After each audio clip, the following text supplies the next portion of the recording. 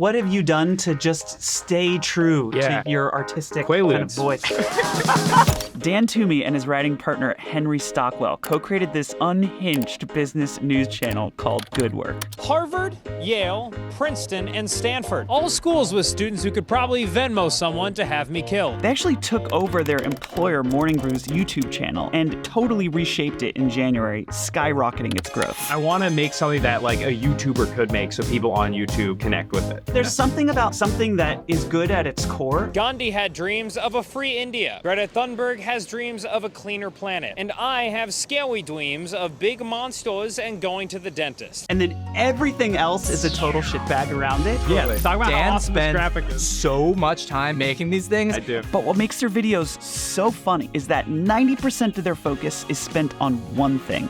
We care the most about writing. We're just going to film this with iPhones. It makes it so all the tech is not a part of the process as much as possible. I sat down with Dan and Henry to analyze the nitty-gritty of their teamwork and the craft that they put into every joke, including their deliberately shitty photoshopped graphics. What are we going to watch here today? So this is what do investment bankers actually do? All right, here we go. Perhaps no job better embodies the image of business than investment banking. It's got fancy offices, screens. Okay, so like we're... Oh, dude, I spent so much time on that graphic and it's only there for 2 seconds. Do you do your own graphics? Yeah. All of them? Yeah. I would have never believed it. Yeah, I know. Pretty high level stuff that we're working with there. We're 6 seconds in, and there have been 3 cuts. Yeah. So do you film the whole script in 5 different locations and then just choose what you will between the shots? Is that how you do it? Yep. Whole script? Yep. And then we also throw in, we do the monologue in full a few times, and then we take what we think are like the funniest or notable lines, and we'll usually just like walking back to the office. Yeah. So you get the like weird location by the construction site or whatever. Yeah. And then you also like get the weird like news guy walking slowly like to the camera. And the movement can be very, sometimes it'll be like a rotation, which literally just looks like Henry holding an iPhone and then doing this. Is it filmed on an iPhone? Right now this was on an iPhone. Yeah. We actually just switched to nicer cameras. But Every episode up until our private equity video. So the first 9 videos were all iPhones. yeah, we haven't put one out with the like nice cameras yet. Why film on an iPhone instead of like a DSLR or like... I have We love talking about this. I have a very hot take about this. Okay. I don't know. Okay. I do too. So all right. Go ahead. So, like, the story kind of starts at when we were doing, I was making videos for the Morning Brew YouTube channel, right? Because that's the company that we work for is Morning Brew. They are, like, the owners of Good Work. And I started by making TikToks for them, and I'm a comedian outside of Morning Brew. And so most of my sketches that I would make for them were comedic. Hi, Bob. Hi, Robert. Hi. Sorry, we were just in diversity training. What's up? And so then they were like, all right, now we're going to try and bring this to the next level. What do your TikToks look like on YouTube? So we were making like sketches. 2 months ago, we spent $20,000 on sandwiches. Does somebody want to explain to me what this was all about? Feed the children, sir. Seems unnecessary. But they weren't hitting as well as we wanted them to. We knew we had something there, but I was like, I don't think that sketches like College Humor era are what our value add is. I think other people do that, and we're gonna have to find something that's completely different. So I basically thought, like, why don't we just strip it back as much as possible? We're just gonna film this with iPhones, and then we're gonna do this like jump cutty thing. I want to make something that like a YouTuber could make, so people on YouTube like connect with it. Yeah, and for me, the other, I think the thing that I loved about the iPhone era, which we still try to do as much as possible. We refer to it as the iPhone era. is and that's famously other people call it the iPhone era. It makes it so all the tech is like not a part of the process as much as possible. So like we care the most about writing, I think it's safe to say. Yeah. And like, I think we also view editing as like a form of writing. It's really easy with a nice camera to get distracted by like, oh, that is really cool, or that looks really cool. But we want everything to be about the writing. Okay, I wanted to ask about the move out of the iPhone face. Are you worried? I am, yeah. I think, but I'm worried in the sense of like, we want the channel to evolve and our videos to evolve too. Yeah. And what I've noticed in our first 3 episodes is I was like, all right, we found this cool format that we know works, but how do we keep evolving from there? And one thing I don't want us to get is ever like complacent with a certain format. I think it's most interesting when you continue to experiment. And the biggest thing I feel like on YouTube is you want your audience to be okay with you experimenting with stuff. Like I wouldn't want to get so entrenched into one format where, you know, we do something different in a video and everybody's like, well, what is this? We came here for this one type of video and you're not doing it anymore. I think if people are comfortable with the idea that things could change up periodically, then that's the most comfortable position we could be in as like people who enjoy making this stuff. That's such a hard balance to achieve is like how much do you go episodic versus how much do you break the mold? And I feel like it's a really hard thing to nail as a creator right now. For sure. Like how much do you change things versus repeating the same thing every week? Yeah, I mean, but again, I think a lot of that comes down to the idea of like, if your audience is okay with you experimenting with stuff, then they can just expect that from you. And then you're in a comfortable position, you know, or at least, I don't know. And we're trying it too. So it might not work, but it might work even better and really bring these videos to like another level. But that's kind of like the exciting part of trying it. Yeah, I'll also say that we don't really think about this as having like a first of all we don't we don't really think about this as having like a super set structure. Yeah, it's more I would say we more focus on making each video as good as possible, and we have fallen into patterns that work, but I think we're always trying to push it, and it's more just like, is the next video as good as possible, and not like we know we're gonna do 10 episodes out or whatever. I think it would be a lot of pressure if we weren't so shocked that we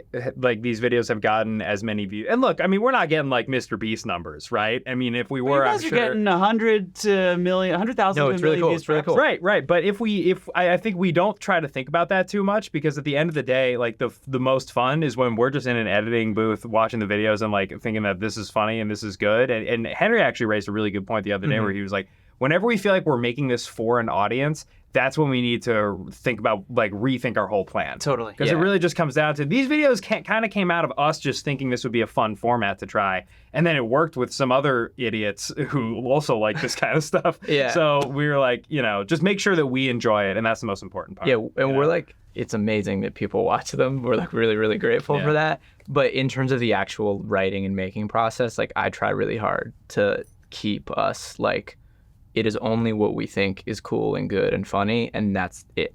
Yeah. So then is that the North Star for like whether you decide to leave something in or take something out or rewrite something or like do a certain edit? Is it like your initial gut reaction to it?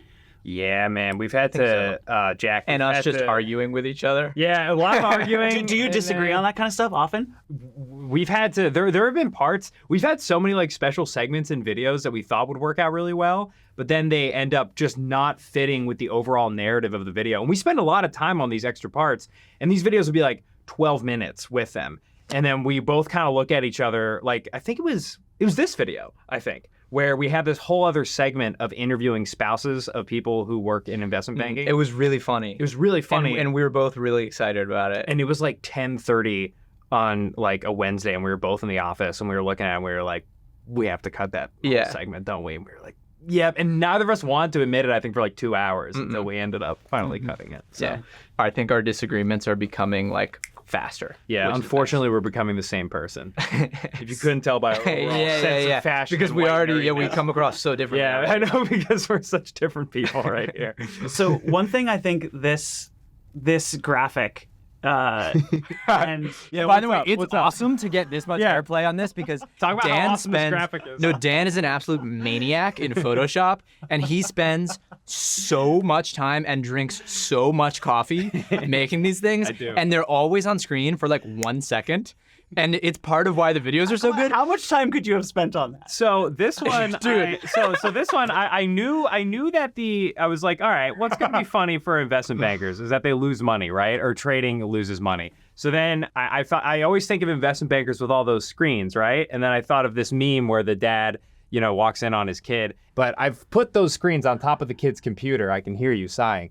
I put these screens on top of the kid's computer, and then I was like, well, the dad wouldn't come in, because normally he says, are you winning, son? But then I was like, well, he wouldn't say that. He would need to say some jargony stuff, because it's fun to slip in like some inside baseball for people who work in these industries. Totally. That's one of the things that stands out about your videos. You've nailed workplace jargon. That's what. Yeah. So I don't know if you can tell by my haircut, but I got a few friends who work in investment banking. Through exposure. And so I texted one of my buddies, and I was like, hey, what could a dad be saying here? And he was like, oh, capacity for another staffing, and I was like, great. And so then that came up there, and it's on screen for maybe a second. And he does this like, depending on the length of the video, like, I mean, there are like 30 to like 80 of these. We had, in our private equity video that we did, which was about like 20 minutes, there's over 200 graphics in that one that we made for it. But so I think though that it seems like it comes from the same place as the filming with an iPhone thing, which is like, you have so many options for making overlays now.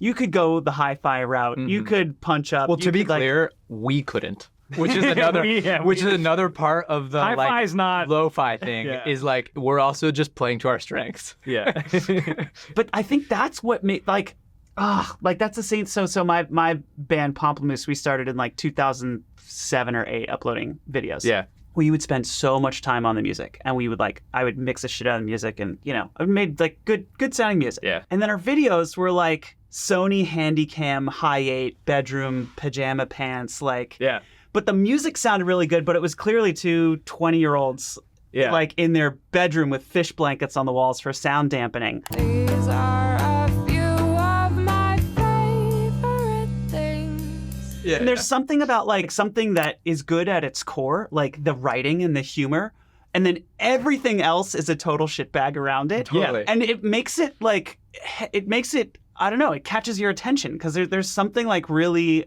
just stark about that contrast. Well, I mean, I'm glad that you said that because we were talking about this the other day where the hope for the channel was like there are a whole lot of inspirations that go into like making this, and one thing that we just wanted people to kind of come across is like when they click on the video, they're like, "What is this?" Yes, totally. That's the feeling I get. Yeah. And part of the sorry, I'm like nerding. You're just like, is this like? No, that's by the way, the whole point of this is to nerd out on these. Fine. We've only got 7 seconds into the video. That's what always happens. But what I really like about the kind of the format that we've developed is that even if you're not listening to, which most people don't, but even if you're not listening to me, what I'm saying, the eye is just kind of naturally curious about like, what the hell? Yeah. Who's this? Right. And what is this? And then, you pause, you go back. And so it just like keeps you interested the entire time. And you're literally holding the script. That's what news anchors do. Do they really? And in the field, sometimes they'll have notes, they'll look down. Like there are shots where you're actually looking down and reading it. You don't even cut those out. You're just literally reading it's the script. Great because it doesn't matter. Like what? Yeah. Why would it matter? No, I know. It kind of makes it seem more authentic for some reason. Yeah, because it's like, what? Is anybody going to comment and be like, you didn't memorize this? Like, no, it's 8 pages. Why would I memorize? We have found that people being like, he didn't memorize it, the type of comment of like, oh, the sound's clipping, or it's overexposed, or he didn't memorize the script. Maybe a small percentage of people care, and we apologize. But like the vast majority of people do not give a shit. So the other thing that it does for you guys is it gives me the impression that you are on the edge looking in at all the bullshit.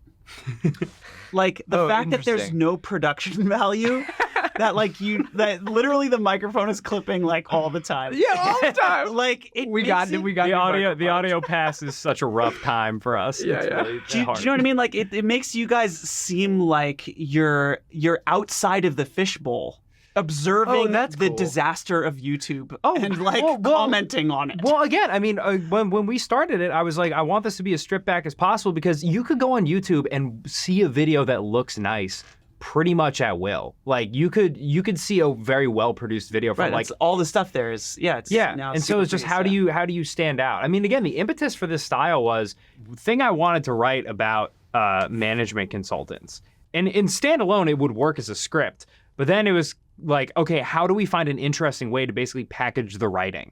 And at the time I had been experimenting with this like little format of just popping around through a monologue because I wanted to figure out, okay, how do I make like a short humor piece work as an Instagram video?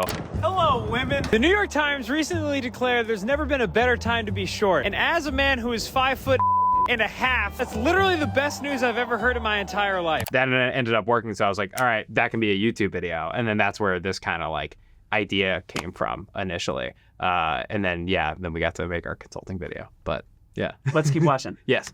And those dress shirts where the collar is a different color than the rest of the shirt. You see a fellow wearing one of those and you just know he's got kids he doesn't talk to. God.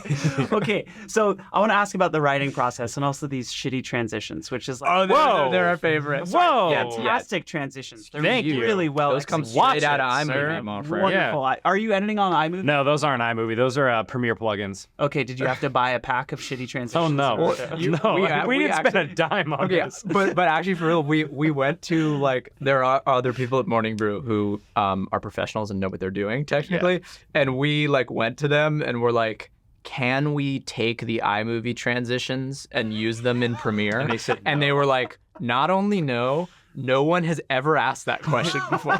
We were like,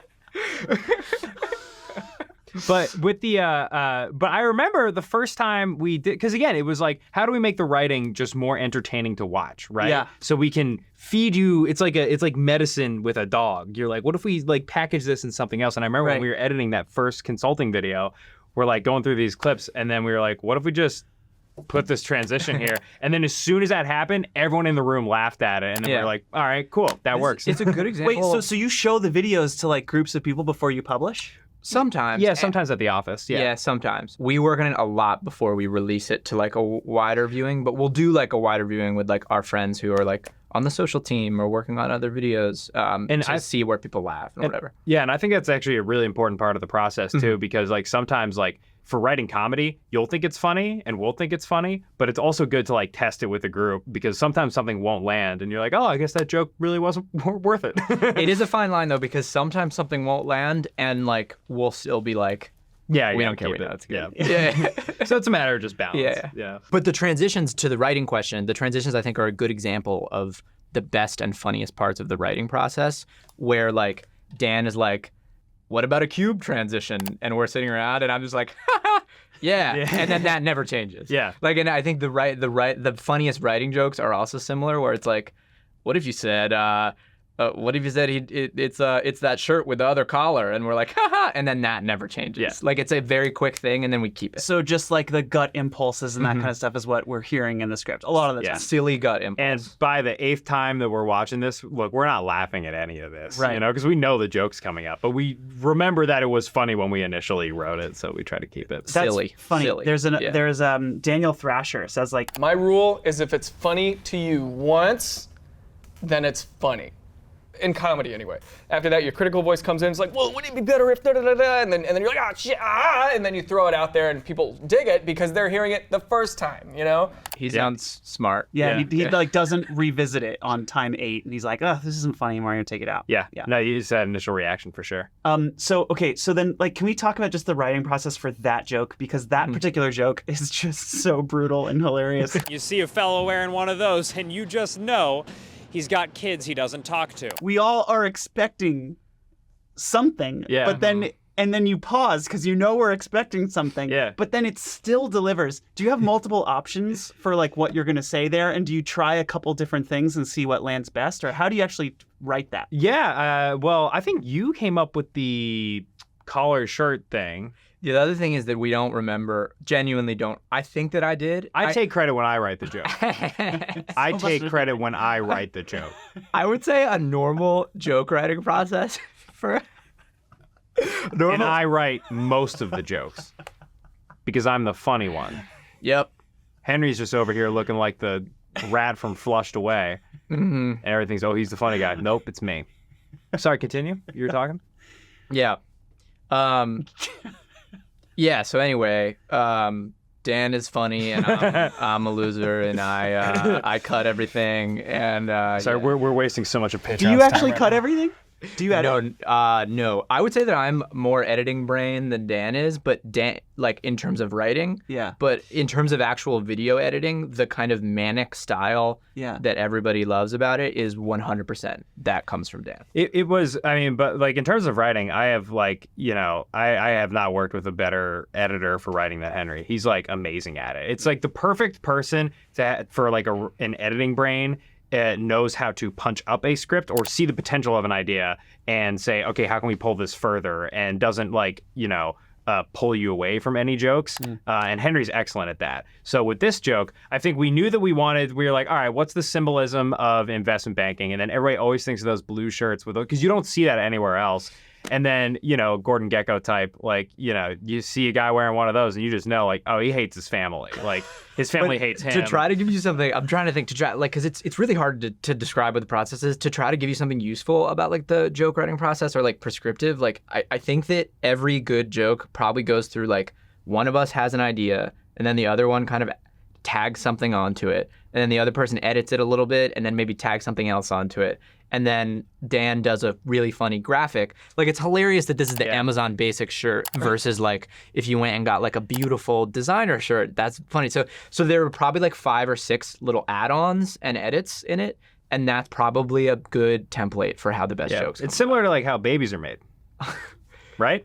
Gotta try. You gotta try a few times. Right. You have Everybody multiple people throwing different stuff in. Put it all in a soup pot. Yep, and then you upload it to YouTube. Yep. Right. For content. Love it. Yep. Image of investment banking is common knowledge. The function is much less common of knowledge. So what the hell do these guys really do?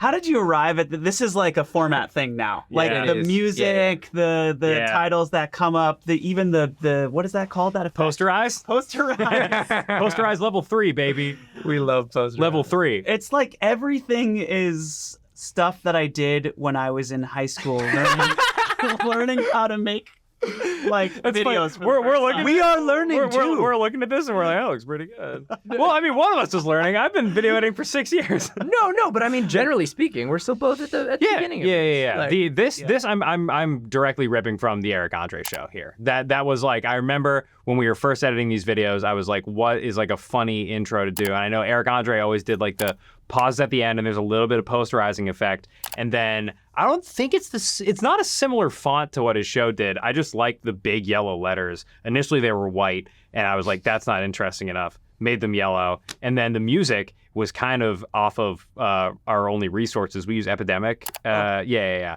And that song is called A Journalist's Dream. Mm-hmm. And we found it off of like News Serious Hit. piece. Yeah. So that was our theme song for a few Sounds episodes. like something important's about to be investigated. And it is. Yeah. Look at that face. Yeah, Come on. clearly. Yeah, it should be business. I'm here outside the offices of Goldman Sachs. Just behind these very doors, dozens of my high school bullies are chained to ergonomic chairs, staring at Excel and cracked out on prescription stimulants. Investment banks like these have long been some of the most prestigious places to work on Wall Street. Landing spots for young... Okay, so that's the other thing is like, it's full of these little Easter eggs. Yeah, dude. It makes me want to Investment banks like these have long been some of the most like Credit Suisse, dude. you like want to pay more attention and you want to go back and watch it again because you know that there's going to be like all these little wonderful things in there.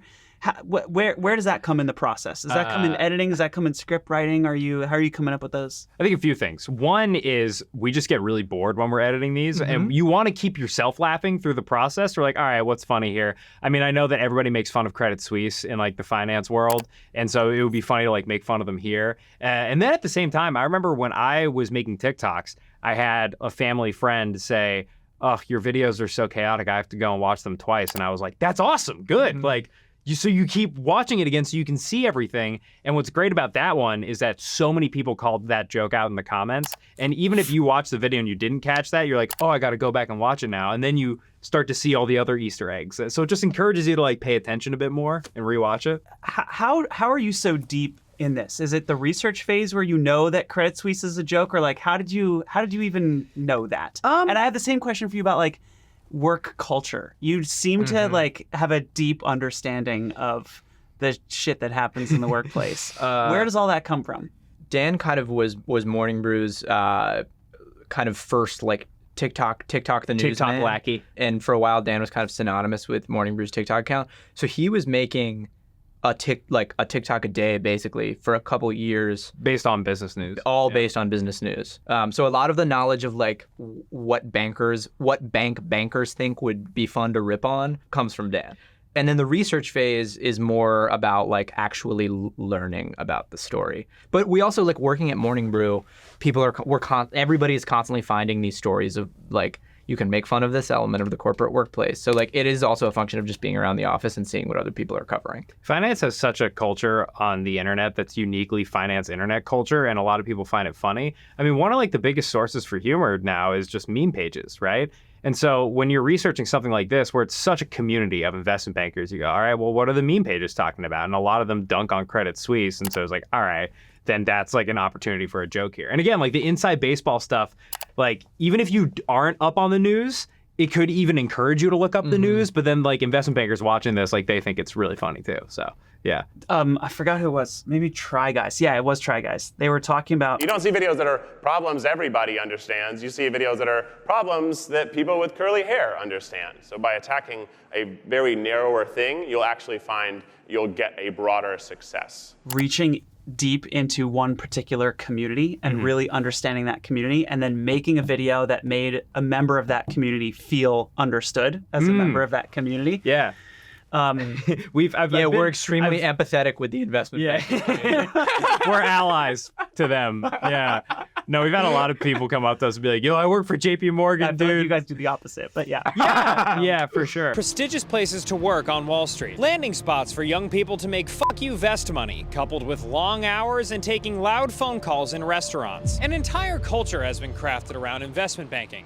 Yet the question remains. Okay, question about that. Those little Zoom pops that you do. Yeah. Are those in camera? Are those in the edit? Edit. Yeah. How are you actually doing that? Just in Premiere? Keyframes, baby. Really? Keyframes, ease in, ease out. I go in, you keyframe it, and then you push it in a little bit so it gets a little slope going. Why? Why are you doing that? I love what you said a couple minutes ago about yeah, generally speaking, I have to say that to him every 2 or 3 minutes.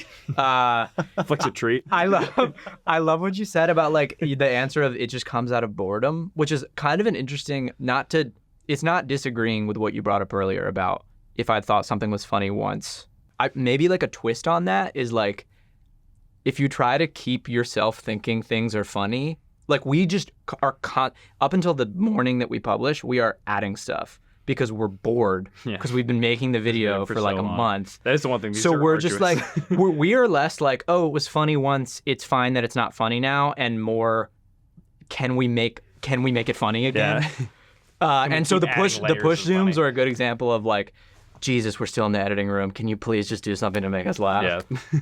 Do you find yourselves thinking about it in your time where you're not working on it?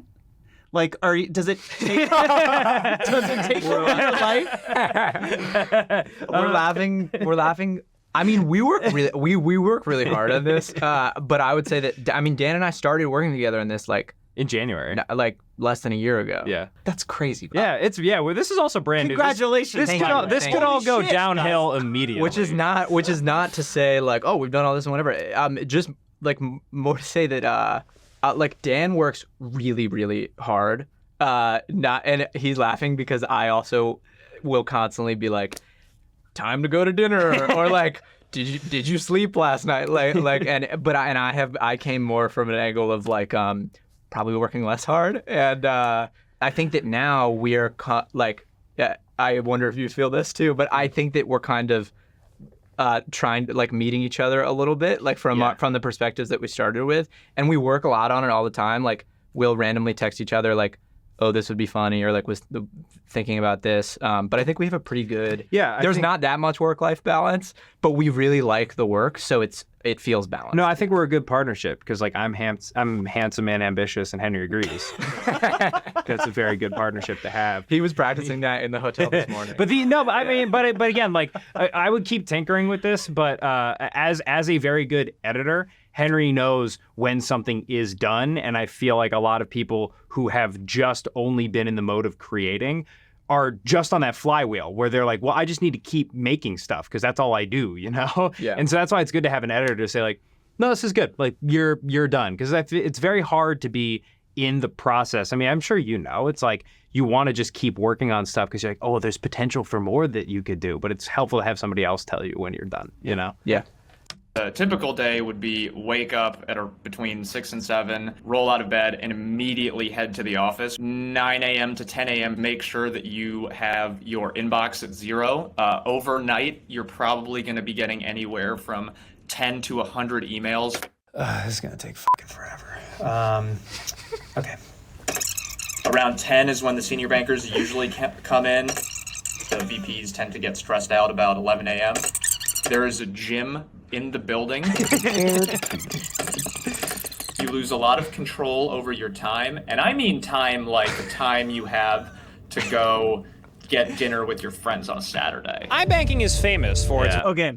Very respectful of our guests. This is an interesting moment. You've never seen a talk show fast forward through their guests. This is an interesting moment to home in on, though, because Liam does have like a public social media presence where he is. This is part of his vibe. Like he makes fun of this stuff. Yeah. So he was like down to clown for this, and we knew that, which is partly why we felt okay doing this. You know, it's funny because I do think there's something that you do that kind of makes it work. Probably two things. One is like, you give these like really awful lower thirds that are like hilarious. That's us having fun because we're bored. Yeah, by the way. I mean, bored. Yeah. And honestly, the voice in this where I go like, oh, it's gonna take forever. Right. That's literally how we felt in the moment editing this. We were just like, Well, we were standing at Dan's computer and we did the fast forward and we were like, oh, we need something. And then Dan literally took his phone out and just went, oh, it's gonna take forever. yeah, that's a voice memo that we just put into the video. Yeah. But then you do the same for yourselves. We're gonna make fun more fun of ourselves than we make fun of anybody else. What we tell every guest is, look, we're idiots, so treat us like idiots, and they will make fun of us, and we make fun of ourselves. Like, we don't want to be just dunking on people when I'm over here wearing a trench coat.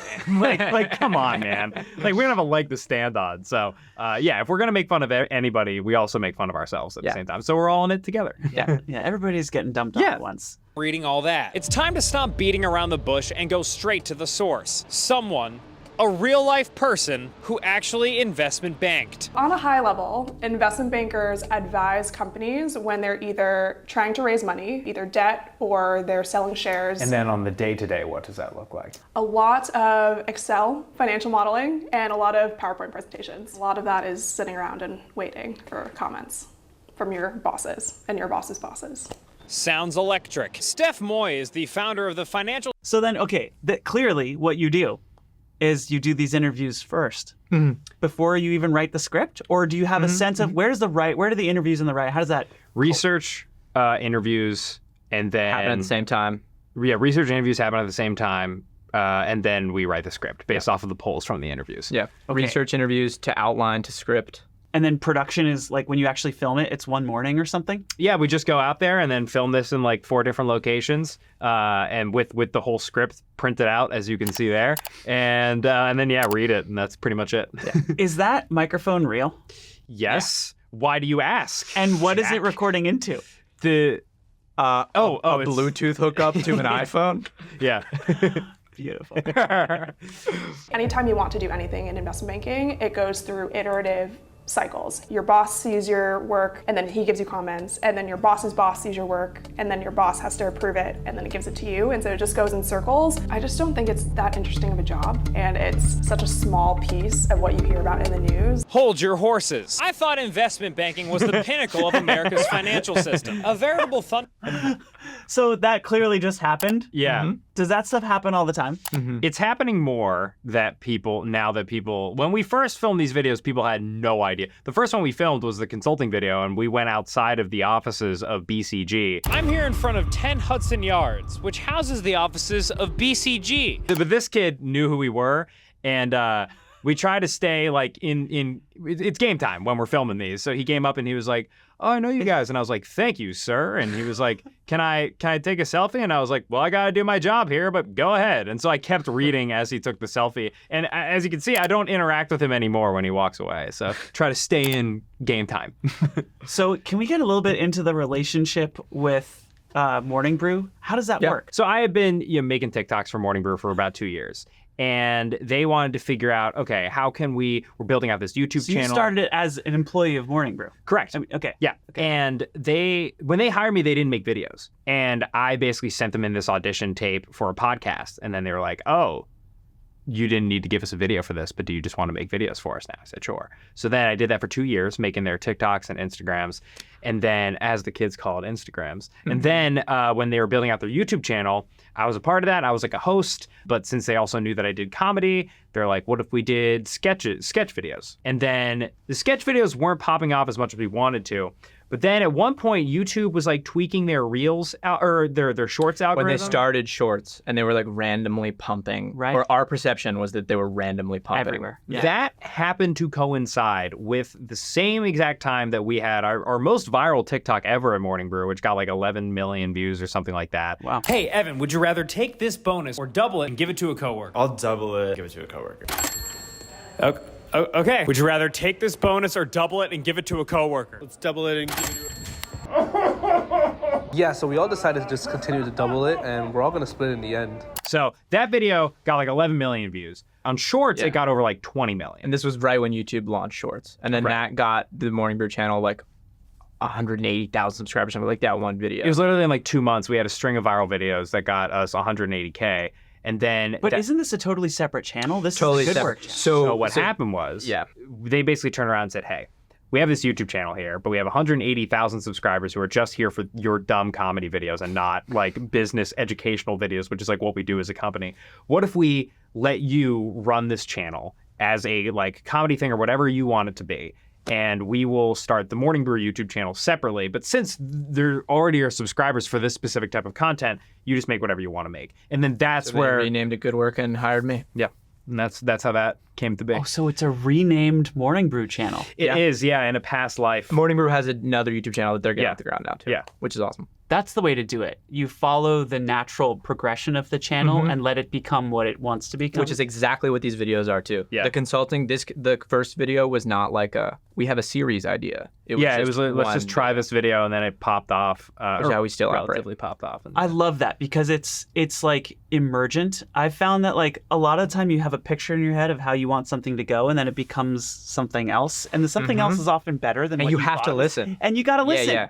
I really do think that people are so media literate now on the internet. I have this firm belief that people can tell when you've made something for an audience or for what you think will do well versus you've made something that you really like and you want to show people. Or even you know? for a preset idea that you had in your head. Like basically, like any people can tell if something is inauthentic for any reason. And it could be because you're catering to people, could be because you're catering to an idea you had that publishing schedule too. Yeah, it could be you're catering to it, but like and so we try to not do any of that. How have you stayed true to that impulse? Because there's so much pressure, especially working in a company, any media company. Yeah. There's going to be pressure to make for the audience, to reach a demo, to hit the company goals, to, there's pressure. What have you done to just stay true to your artistic kind of voice? Nothing. other than drugs, the quickest two answers are we just keep it tight, like we keep it between us, what we think is really interesting and good. Yeah. And that's kind of the only thing that matters. And then also we get a great leash from Morning Brew. We get a great leash, and I would say the biggest thing too is that we have like evidence that it works as well. Morning Brew was very encouraging throughout my whole time there. They've been very encouraging of, look, we're down to try whatever, but we only want to repeat what works, right? So with these videos, I was literally, let's just make this one weird type of video and see if it works. And initially it didn't. For the first 2 weeks, it didn't get that many views.